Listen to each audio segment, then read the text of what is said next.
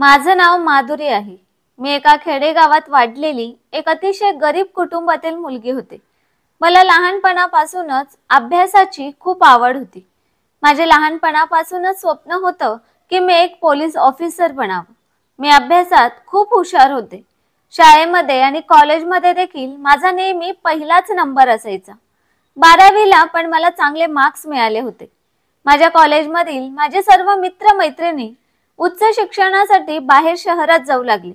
तेव्हा मी देखील माझ्या वडिलांना म्हणाले की बाबा, मला पण पुढे शिकायचं आहे। उच्च शिक्षणासाठी मला देखील शहरात जायचं आहे। यावर वडिलांनी नकार दिला, कारण की आमच्या कुटुंबातील कोणतीच मुलगी कधी शिक्षणासाठी बाहेर गेली नव्हती। बाबांना वाटायचं की जर मुलगी घरापासून लांब गेली तर ती बर्बाद होऊन जाईल, आणि हेच कारण होतं की ज्यामुळे माझ्या स्वप्नांवर पाणी फेरलं होतं। आमच्या इथे मुलगी मोठी झाली नाही की लगेचच तिच्या लग्नाबद्दल विचार करू लागायचे। माझ्यासोबत देखील अगदी असंच घडलं। घरातल्यांनी माझ्यासाठी स्थळ बघायला सुरुवात केली। मी माझ्या बाबांना मनवण्याचा खूप प्रयत्न केला की बाबा, मला शिकायचं आहे, परंतु माझे बाबा ऐकले नाहीत आणि त्यांनी माझ्यासाठी मुलगा बघायला सुरुवात केली। शेवटी तो दिवस देखील आला जेव्हा माझ्या लग्नाच्या तयारीला सुरुवात झाली। आज माझं लग्न होणार होतं। मी नवरीच्या वेशात बसून माझ्या सगळ्या स्वप्नांना मागे सोडून एका नव्या आयुष्याची सुरुवात करायला जात होते। माझं लग्न लावून दिलं गेलं आणि पाठवणी होऊन मी माझ्या सासरी आले। मी नवरी होऊन माझ्या खोलीमध्ये माझ्या नवऱ्याची वाट पाहत बसले होते। माझ्या घरातल्यांनी सांगितलं होतं की मुलगा खूप चांगला आहे, सुशिक्षित आहे आणि चांगलं काम करतो।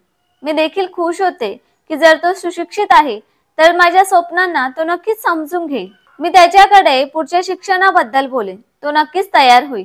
मी त्याला यासाठी तयारच करेन। मग माझा नवरा जेव्हा खोलीत आला तेव्हा हळूहळू त्याने माझ्या डोक्यावरील पदर बाजूला करून एक विचित्र नजर माझ्यावर टाकली। विचित्र अशी की खाऊ का गिळू अशी त्याची नजर होती। त्याच्या डोळ्यांमध्ये विचित्र नशा होती। त्याची ती नजर मला जरा काळजीत टाकू लागली। माझ्या नवऱ्याचं नाव अजय होतं। जेव्हा तो माझ्या जवळ बसला तेव्हा मी म्हणाले की अजय, मला तुमच्यासोबत काहीतरी बोलायचं आहे। मी तुमच्यासोबत काही बोलू शकते का? तेव्हा तो बोलू लागला की हा ठीक आहे, बोल, काय बोलायचं आहे तुला?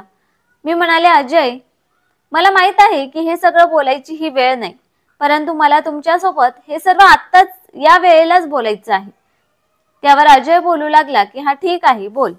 मी म्हणाले, अजय, मला पुढे शिकायचं आहे, म्हणून माझी इच्छा आहे की तुम्ही मला पुढचं शिक्षण घेण्याची परवानगी द्यावी। माझं हे बोलणं ऐकून माझ्या नवऱ्याच्या कपाळावर आठ्या पडल्या।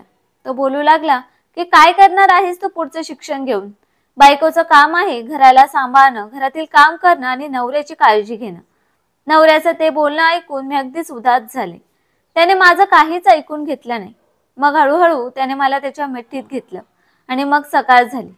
तेव्हा मी फ्रेश होऊन किचनमध्ये गेले आणि सर्वांसाठी नाश्ता बनवला। आम्ही सर्वांनी मिळून नाश्ता केला। माझ्या सासरी माझे सासू सासरे नव्हते, मोठा दीर आणि जाऊबाई होती।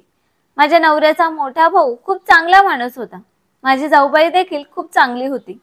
पाहता पाहता माझ्या लग्नाला 15 दिवस निघून गेले आणि त्या 15 दिवसात मला समजलं की माझा नवरा एक अशिक्षित उन्नाड माणूस आहे।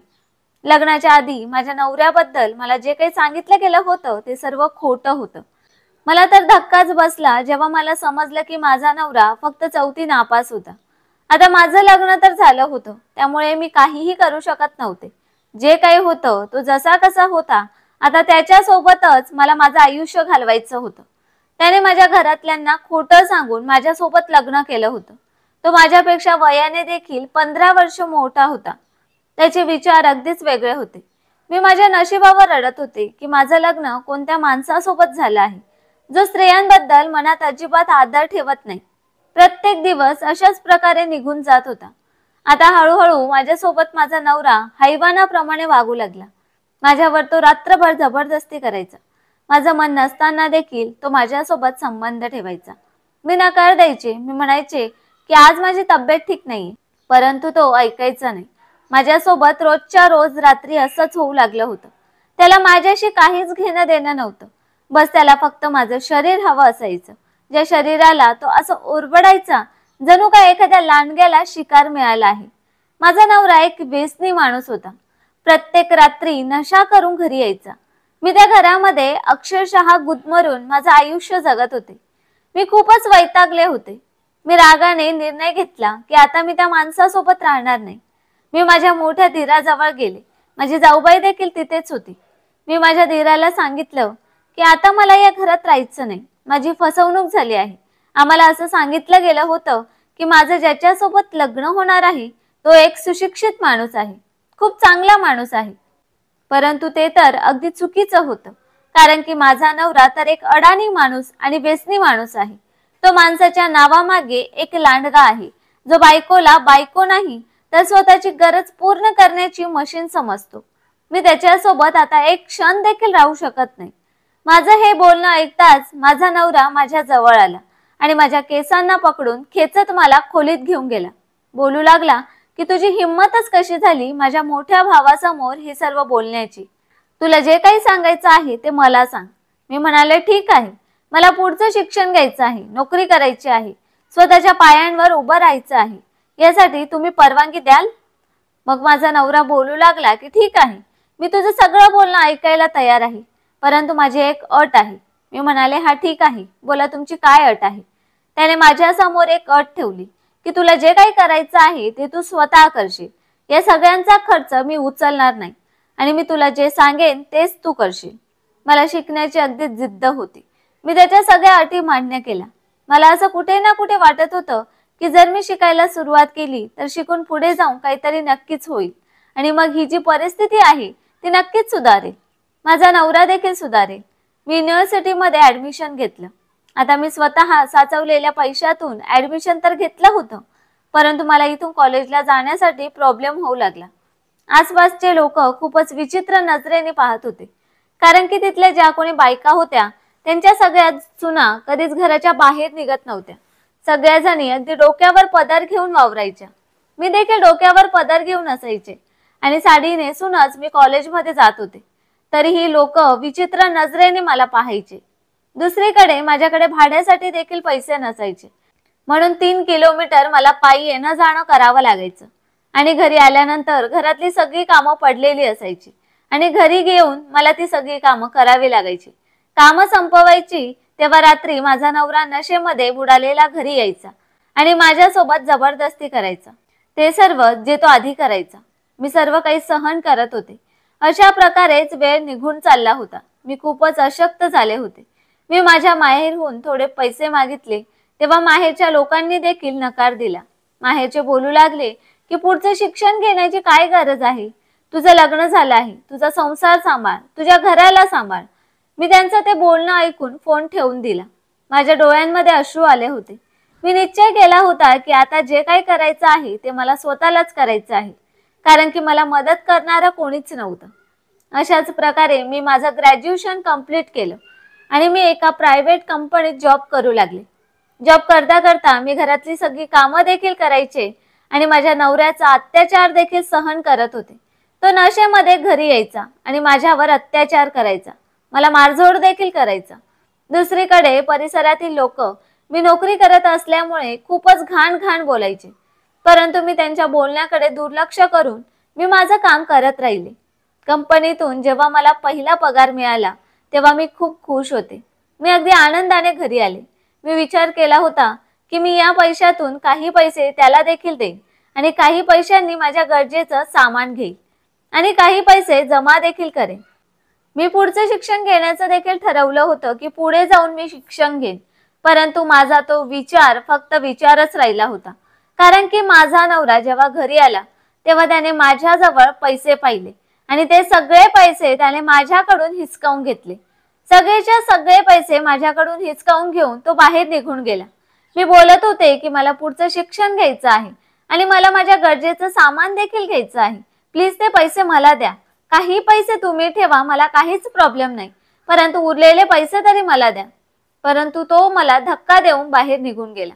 मी वाट पाहत राहिले. जेव्हा तो रात्री 10 वाजता घरी आला तेव्हा मी विचारलं की कुठे गेला होतात तुम्ही आणि त्या सगळ्या पैशांचं काय केलं आहे? तेव्हा तो बोलू लागला की तुला काय करायचं आहे? ते पैसे कुठे गेले, कसे गेले त्याच्याशी तुझा काहीही संबंध नाही. मला माहित होतं की त्या पैशाने त्याने काय केलं असेल. त्याला खूपच घाण घाण गोष्टींचं व्यसन लागलं होतं. मी शांतपणे एका कोपऱ्यात जाऊन रडू लागले। तेव्हा माझ्या नवऱ्याने मला उचलून बेडवर आपटलं आणि बोलू लागला की चल रडणं बंद कर आणि मला लवकर खुश कर। आज तर किती आनंदाचा दिवस आहे ना, तुला तर पगार मिळाला होता, आज तू तुझ्या नवऱ्याला खुश करणार नाहीस? मी रडत ओरडत बोलू लागले की नाही, मला काहीच करायचं नाही, परंतु तो ऐकला नाही। त्याने क्रूरतेची सगळी सीमा पार केली। खूपच वाईट पद्धतीने तो माझे लचके तोडू लागला। मी किंचाळत राहिले, नकार देत राहिले, परंतु तो ऐकला नाही। सकाळ झाली तेव्हा मी माझ्या खोलीतच होते, तेव्हा माझी जाऊबाई माझ्या जवळ आली आणि बोलू लागली की हे बघ, मला माहित आहे की अजय खूपच बिघडलेला माणूस आहे, परंतु तू बाई आहेस, काय करू शकतेस? मी तुला फक्त इतकंच सांगू शकते की तू लवकरात लवकर एखादं मूल जन्माला घाल, कदाचित मुलाच्या जन्मानंतर अजय सुधारेल। मी देखील माझ्या जाऊबाईच्या त्या बोलण्याचा विचार करू लागले। मी म्हणाले ठीक आहे, मी बघते, जर माझ्या मुलाच्या येण्याने माझा नवरा सुधारू शकतो तर मी माझ्या मुलाला या जगात आणेन। मी तयार झाले। मी नवऱ्यासोबत याबाबत चर्चा केली। मी म्हणाले की अजय, मला आई व्हायचं आहे। हे ऐकताच माझा नवरा मला खाऊ का गिळू या नजरेने पाहू लागला। बोलू लागला की काही गरज नाही, आता माझ्याजवळ इतके पैसे नाही की मी मुलाचा खर्च उचलू शकेल। त्याने मुलासाठी स्पष्ट नकार दिला। मी शांत बसले। दिवस अशाच प्रकारे निघून गेले आणि मग एके दिवशी अचानक माझी तब्येत खूप जास्त खराब झाली होती। मला उलट्या होऊ लागल्या आणि चक्कर येऊ लागली। माझी जाऊबाई धावतच माझ्या जवळ आली आणि बोलू लागली की माधुरी, असं वाटतंय की तू गरोदर आहेस। मी खुश झाले की चला आनंदाची बातमी आहे, मी प्रेग्नेंट झाले। परंतु जेव्हा ही गोष्ट माझ्या नवऱ्याला समजली की मी गरोदर आहे, तेव्हा तो जबरदस्तीने मला ओढत डॉक्टरांकडे घेऊन गेला आणि माझं अबॉर्शन करून घेतलं। याच दरम्यान मी पुन्हा गरोदर झाले, परंतु माझ्या नवऱ्याने दुसऱ्यांदा देखील तेच केलं। आता मी देखील विचार केला होता की मला मूल नकोय, परंतु कदाचित देवाला दुसरंच काहीतरी मंजूर होतं।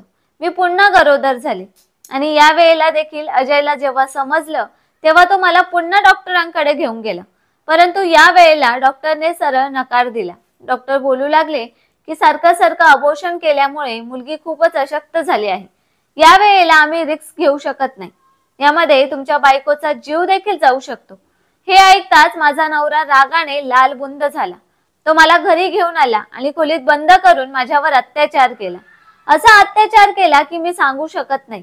मी किंचाळत होते, ओरडत होते, परंतु माझं ते ओरडणं ऐकणारं कोणीच नव्हतं। माझ्या नवऱ्याला माझ्यावर जरा देखील दया आली नाही। मी जेव्हापासून गरोदर झाले होते तेव्हापासून माझा नवरा माझ्याकडे एका नजरेने देखील पाहत नव्हता। पाहता पाहता 9 महिने निघून गेले आणि त्या 9 महिन्यांमध्ये माझ्या नवऱ्याने एकदा देखील माझं चेकअप डॉक्टरांकडून करून घेतलं नव्हतं की माझ्या कोणत्याच गरजेला त्याने पूर्ण केलं नव्हतं। मी माझ्या मुलाची जबाबदारी स्वतः सांभाळत होते। माझं मन आता माझ्या नवऱ्यावरून पूर्णपणे उडून गेलं होतं। मला आता अजयचा खूपच तिरस्कार वाटू लागला। त्याच्यासोबत राहताना आता मला खूपच गुदमरल्यासारखं होत होतं। मग एके दिवशी अचानक माझ्या पोटात दुखू लागलं।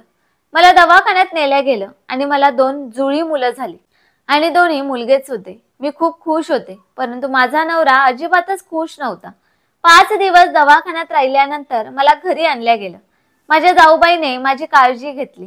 माझ्यामध्ये इतकी हिंमत नव्हती की मी स्वतः उठून बाथरूममध्ये जाऊ शकेन, परंतु तरी देखील मी त्या अवस्थेत स्वतःला आणि माझ्या मुलांना सांभाळत होते। जेव्हा मुलं रडायची तेव्हा मी रात्रभर एकटी जागी राहायचे, परंतु त्याला माझ्यावर जरा देखील दया येत नव्हती।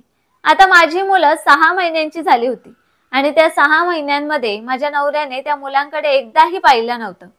एके रात्री दोन्ही मुलं खूप रडत होती, गप्प बसण्याचं नावच घेत नव्हती। कसं बसं करून मी त्यांना सांभाळलं आणि झोपवलं। माझा नवरा तिथेच होता। मी माझ्या मुलांना जसं तसं झोपवलं आणि विचार केला की आता मी देखील आराम करते, परंतु माझा नवरा हळूहळू माझ्या शरीराला स्पर्श करू लागला। मी नकार दिला की मी आता हे सगळं करू शकत नाही, माझ्यामध्ये इतकी हिंमत नाही की मी हे सर्व सहन करू शकेन, परंतु तो ऐकला नाही आणि जबरदस्तीने त्याने माझ्यासोबत संबंध निर्माण केले। वेळ अशाच प्रकारे निघून चालला होता। माझी मुलं देखील आता हळूहळू मोठी होत होती, पण माझा नवरा सुधारण्याचा नावच घेत नव्हता। तो तर दिवसेंदिवस अजूनच दलिंदरपणाच्या सगळ्या सीमा पार करत होता। मी त्याला म्हणायचे की माझ्यासाठी नको, पण निदान स्वतःच्या मुलांसाठी तरी काहीतरी कर, परंतु माझ्या नवऱ्याने सांगितलं की मी हे सगळं का करू? मी सांगितलं होतं का तुला यांना जन्माला घालायला? जा आता स्वतःच जा आणि स्वतःच त्यांच्या खाण्यापिण्याचा बंदोबस्त कर. मला काहीच माहित नाही. मी पुन्हा एकदा घरातून बाहेर निघण्यास सुरुवात केली. मी माझ्या मुलांना जाऊबाई जवळ सोडून जवळच्या सरकारी दवाखान्यात साफसफाईचं काम करू लागले. तिथून मला महिन्याला 7,000 रुपये मिळणार होते. मी खुश झाले की चला, या पैशांनी माझ्या मुलांसाठी गरजेचं सामान तरी घेता येईल. मला फक्त माझ्या आणि माझ्या मुलांच्या गरजेसाठी पैसे पाहिजे होते, कारण घरातला सगळा खर्च तर माझे मोठे धीरच करत होते. माझ्या जाऊबाईला काहीच मूलबाळ नव्हती. ती माझ्यावर खूप प्रेम करायची आणि माझ्या मुलांवर देखील खूप प्रेम करायची. परंतु ती देखील माझ्या नवऱ्याला वैतागली होती, कारण की माझा नवरा स्वतःच्या वहिनीसोबत देखील खूपच उद्धटपणे वागायचा. त्यामुळेच माझी जाऊबाई देखील माझ्या आणि माझ्या नवऱ्यापासून लांब लांबच राहत होती. वेळ अशाच प्रकारे निघून चालला आणि दवाखान्यात काम करून मला 1 महिना झाला. मला पगार मिळाला तेव्हा मी खूप खुश होते. चला, आज मला पगार भेटलाय, त्यामुळे मी माझ्या मुलींच्या गरजेचं सामान घेऊन येईल. परंतु माझ्या नवऱ्याने ते पैसे देखील माझ्याजवळ राहू दिले नाहीत. ते पैसे मी लपवून ठेवायचे, तेव्हा तो चोरून घेऊन जायचा. एके दिवशी वैतागून मी त्याच्यासोबत खूप वाद घातला. मी खूपच रागात होते. मी म्हणाले, बस, आता खूप झालं. मी तुझ्यासोबत आता अजिबात राहू शकत नाही. परंतु माझ्या नवऱ्याने मला धमकी दिली की जर तुला माझ्यासोबत राहायचं नसेल तर मी तुला जीवानीशी मारून टाकेन. असं म्हणत त्याने मला मारहाण करायला सुरुवात केली आणि मारहाण करताना त्याने माझ्या पोटावर अशी लाथ मारली की माझ्या पोटावरील टाकाच तुटला. मी रक्ताने अक्षरशः भिजले होते. त्या माणसाने मला उचलला आणि दवाखान्यात घेऊन गेला. माझ्या पोटावर पुन्हा टाका लावला गेला. मी रडत होते, वेदनेने कळवळत होते, किंचाळत होते. कसे बसे दवाखान्यात मी 2 दिवस घालवले. माझ्या माहेरची लोक मला भेटायला आली. मला माझ्या घरातल्यांचा देखील खूपच तिरस्कार वाटत होता की त्यांनी माझं लग्न अशा माणसासोबत लावून दिलं, जो एक हैवान आहे. मी माझ्या घरातल्यांसोबत देखील काहीच बोलत नव्हते. माझ्या बाबांनी माझ्या नवऱ्याला समजावण्याचा प्रयत्न केला, तेव्हा माझ्या नवऱ्याने समजून घेण्याचा प्रयत्न केला. माझ्या घरातले निघून गेले. माझा नवरा मला घरी घेऊन आला. कसे बसे करून 10-15 दिवस तो माझ्यासोबत खूप चांगला वागला. परंतु पुन्हा परत माझ्यासोबत तेच करायला सुरुवात केली. माणसाचा जो मूळ स्वभाव असतो तो कधीच जात नाही. आता तर मला माझ्या आयुष्याचा कंटाळा आला होता. आता मला जगण्याची अजिबातच इच्छा नव्हती. कोणती आशा शिल्लक राहिली नव्हती. आता मला मरून जावं असंच वाटत होतं. मी माझा जीव देण्याचा प्रयत्न केला तेव्हा माझी नजर माझ्या मुलांकडे गेली, जे खूपच रडत होते. मग मी विचार करू लागले की आज तर मी या जगातून निघून जाईन, परंतु माझ्या मुलांना कोण बघेल. मी माझ्या दोन्ही मुलांना मिठी मारून हुंदके देत रडू लागले. मी विचार करत होते की एखादा माणूस इतका राक्षस, इतका हैवान कसा काय असू शकतो. बघता बघता माझे दोन्ही मुलं आता 3 वर्षांची झाली होती. मी वेड्यासारखी माझं आयुष्य घालवत होते आणि तो माणूस ज्याला कसलीच फिकर नव्हती, मी त्याचा तिरस्कार करू लागले. त्याला पाहायची तेव्हा मला उलटीसारखं व्हायचं. एका दिवशी मी त्याच्यासोबत भांडण केलं, तेव्हा त्याने देखील मला मारहाण करायला सुरुवात केली आणि इतकं मारलं की सगळे परिसरातील लोक जमा झाले. माझे दीर आणि जाऊबाई मला त्याच्यापासून सोडवण्याचा प्रयत्न करत होते, परंतु तो माणूस मला फक्त आणि फक्त मारत होता. मला ओढून ओढून मारत होता. माझी मुलं रडत होती आणि त्याने सगळ्या परिसरासमोर आणि माझ्या मोठ्या दीरासमोर माझे कपडे फाडले. हे पाहून माझं शरीर अगदी थंड पडलं. माझा आत्मा थरथरू लागला. मी विचार केला होता की आता मी अजून सहन करणार नाही. मी ज्या अवस्थेत होते त्याच फाटलेल्या कपड्यांमध्ये एक शाल अंगावर घेऊन मी पोलीस स्टेशनमध्ये गेले. तेथे मी तक्रार नोंदवली. पोलिसांनी माझी अवस्था पाहिली तेव्हा ते लगेचच माझ्यासोबत माझ्या सासरी आले आणि माझ्या अवस्थेवरून त्यांना समजलं होतं की माझ्यासोबत काय झालं आहे. मी माझ्या नवऱ्याच्या विरोधात उभी राहिली. त्या माणसाला अटक केली गेली. तो माझ्याकडे माफी मागू लागला. बोलत होता की मला एक संधी दे, मी सुधारेन. मी असं परत कधीच करणार नाही. परंतु मी त्या दलिंदर माणसाला कसं माफ करणार होते. मी त्याचं काहीच ऐकलं नाही, कारण की माझं मन अगदी तुटून गेलं होतं. मी त्याचा तिरस्कार करत होते, इतका तिरस्कार की कोणीही कोणाचा करत नसेल. माझी जाऊबाई माझ्या जवळ आली आणि बोलू लागली की माधुरी, हे बघ, तू टेन्शन घेऊ नकोस. सर्व काही ठीक होईल. तू खूप चांगला निर्णय घेतला आहेस. मी तुझ्या सोबत आहे आणि नेहमीच तुझ्या सोबत राहीन. तू कोणत्याच गोष्टीचं टेन्शन घेऊ नकोस. मी तुझी मदत करण्यासाठी तयार आहे. तुला जर नोकरी करायची असेल तर कर. मी तुझ्या मुलांना माझ्या मुलांप्रमाणे सांभाळेन. मी माझ्या जाऊबाईला मिठी मारली आणि हुंदके देत रडू लागले. तिने मला धीर दिला. मी देखील आता हळूहळू सावरण्याचा प्रयत्न करू लागले. 1 महिन्यानंतर मी घराच्या बाहेर निघू लागले. मी माझ्यासाठी प्रायव्हेट नोकरी शोधली। मला एका कंपनीत जॉब मिळाला। ज्या कंपनीत मला नोकरी मिळाली त्या कंपनीत मला पगार 25,000 रुपये होता।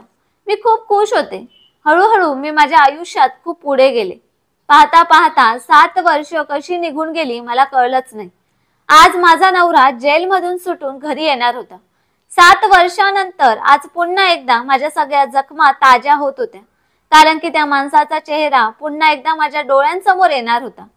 आता मी विचार करत होते की मी इथून माझ्या मुलांना घेऊन जाईन, परंतु माझ्या जाऊबाईंनी मला अडवलं। बोलू लागली की थांब, मी मुलांशिवाय राहू शकत नाही। खरं तर माझ्या जाऊबाईंनी माझ्या मुलांची सगळी जबाबदारी घेतली होती। ते जाऊबाईला आई असं हाक मारायचे तर मला छोटी आई असं हाक मारायचे। जाऊबाईच्या सांगण्यामुळे मी तिथेच थांबले।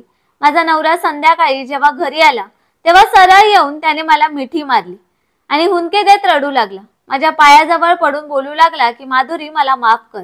मी तुझ्यासोबत खूप चुकीचं केलं आहे। मी खूप मोठा गुन्हा केला आहे। मला या गुन्ह्याचं प्रायश्चित करायचं आहे। त्या 7 वर्षात मला तुझी क्षणाक्षणाला आठवण आली होती। तुझ्यासोबत केलेला प्रत्येक अत्याचार मला आठवत होता। मी देवाकडे त्याची माफी मागत राहिलो। मला माफ कर। हे बघ, तू जसं सांगशील तसं मी करेन। मी तुझ्यासाठी काहीही करायला तयार आहे। तुझ्यापासून लांब गेल्यावर मला समजलं की मी किती नीच माणूस आहे। मी तुझ्या तिरस्काराच्या पात्रतेचा आहे। मला फक्त एक संधी दे आणि मला माफ कर। मला मनापासून स्वीकार।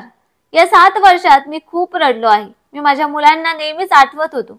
मला माझ्या मुलांना मिठी मारायची आहे। माझ्या मुलांना मला वडिलांचा प्रेम द्यायचं आहे। मी शांतपणे उभी होते। मला काही समजत नव्हतं की मी काय करावं। तेवढ्यातच माझा एक मुलगा खोलीतून बाहेर आला आणि बोलू लागला की छोटी आई, हे काका कोण आहेत? हे आपल्या घरी राहायला आले आहेत? मी म्हणाले, नाही बेटा, तू आतमध्ये जा। तो माणूस या लायकीचा नव्हता की मी त्याच्याबद्दल माझ्या मुलाला हे सांगू शकेन की हा तुझा बाप आहे। माझा मुलगा तर मोठ्या दिरांना त्याचा बाप मानत होता। अजय तर त्या मुलाला पाहून स्वतःच्या मिठीत घेण्यासाठी पुढे सरसावला होता, परंतु मी माझ्या मुलाला आतमध्ये पाठवलं। मी त्याला हात देखील लावून दिला नाही, कारण की त्याने माझ्या मुलांसोबत जे केलं होतं ते मी कधीही विसरू शकत नव्हते। त्यावेळेला माझ्या मुलांना वडिलांच्या प्रेमाची गरज होती।